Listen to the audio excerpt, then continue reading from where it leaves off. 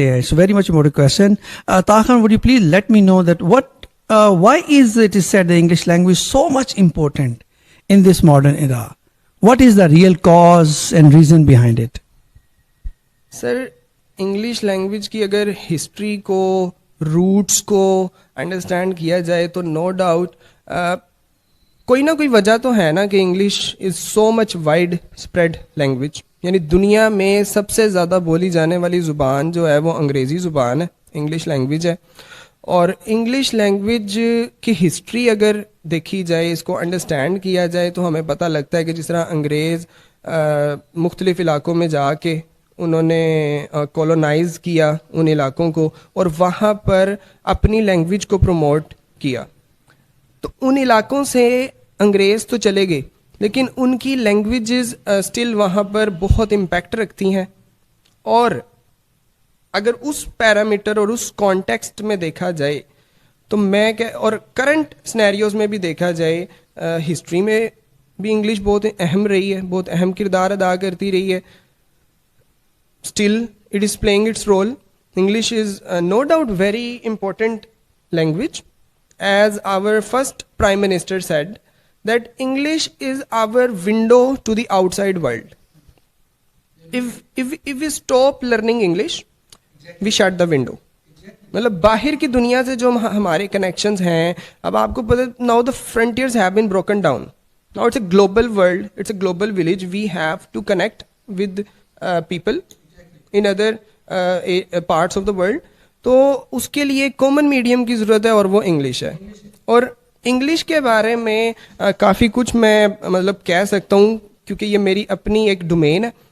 Like कहते हैं कि a person who can speak English can visit the whole world without living his home by reading its literature.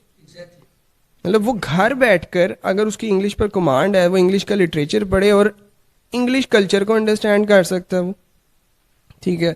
Similarly it is said that a person who can speak English will find anyone in any corner of the world to talk to.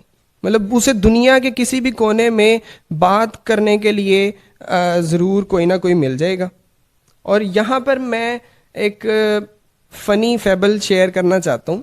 Late me share it with the public. कहते हैं once a mouse and a mother mouse were being chased by a horrible cat और it was a polished floor. बड़ा वो एक मतलब एक बड़ी खौफनाक सी बिल्ली थी और ये कहानी है, ठीक है। Once a mouse and mother mouse were being chased by a horrible cat and it was a polished floor and suddenly the mother mouse stopped and heaving a sigh of relief and after gathering some courage in her loudest voice the mother mouse cried in the voice of a dog and the cat ran away. After that moment the mother mouse said to the child mouse, that now you see what is the importance of second language. That second language कोई भी हो, it can be life saving. आपके एक लिहाज से fable से ये भी है कि सेकंड लैंग्वेज अगर आपको आती है तो बड़ा अच्छे अंदाज में आप लोगों को प्रेशराइज कर सकते हैं। Okay, let's move toward the next one. Let's move the next question. You want to say something? I have other side इस क्वेश्चन को मैं चाहता था कि मैं 2 वेज में डिस्कस करूं कि देखिए नो डाउट इंग्लिश लैंग्वेज बहुत ज़्यादा इंपॉर्टेंट है लेकिन इसकी सर अदर साइड भी है।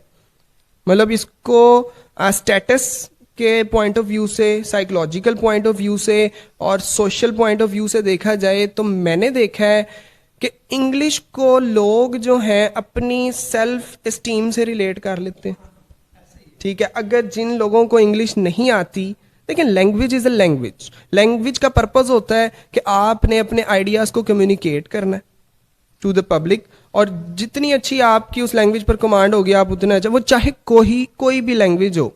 English is just a language, मतलब आपकी जो मदर टंग है, आपकी जो नेशनल लैंग्वेज है, उसकी तरह ही इंग्लिश लैंग्वेज है। इंग्लिश बल्कि एक साइड लैंग्वेज है, इंग्लिश हमारी सेकंड लैंग्वेज है, ठीक है।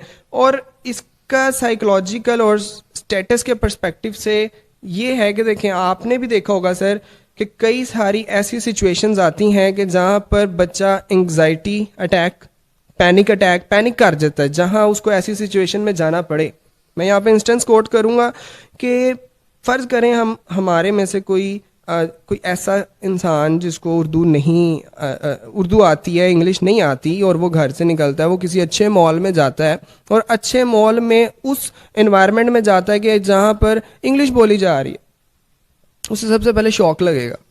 मतलब जिस पर्पज़ के लिए वो गया था, वो कम्युनिकेशन वो उर्दू में भी हो सकती थी, ठीक है, क्योंकि हमारी कौमी ज़ुबान उर्दू है, लेकिन इंग्लिश वाली जो सेटिंग्स होती हैं, हाँ मैं नौजवानों को कहना चाहूँगा कि देखें, वो सेटिंग्स जहाँ पर इंग्लिश बहुत ज़रूरी है, यानी इंटरनेशनल फर्म्स में अगर आप काम कर रहे हैं जहाँ पर आपको डील करना पड़ता है क्लाइंट्स के साथ इंटरनेशनली, और कुछ ऑफिसेज की सेटिंग्स ऐसी हैं, मतलब फॉर प्रोफेशनल रीजंस सीखें, उन रीजंस के लिए सीखें कि जहाँ पर आपको इंग्लिश की बहुत ज़्यादा ज़रूरत है, ठीक है, लेकिन इंग्लिश को बहुत ज़्यादा सर पे सवार ना करें कि इसका एक बर्डन ना लें कि अगर इंग्लिश नहीं आती तो, मतलब क्वेश्चन है कि should not knowing English be the subject of embarrassment? It should not be a source of embarrassment. हमें चाहिए कि हम अपनी ज़ुबान कौमी जो है उसको भी अहमियत दें, अपनी जो मदर लैंग्वेज है उसको भी अहमियत दें। तो आपके जो इस सवाल का जवाब है उसका जो लुबे लुबाब वो ये है कि हमें प्रोफेशनली इसे लेना चाहिए और इसे अपने स्टेटस पर, अपनी ज़ात पर, ज़िन पर हमें इसे बिल्कुल भी सवार नहीं करना चाहिए।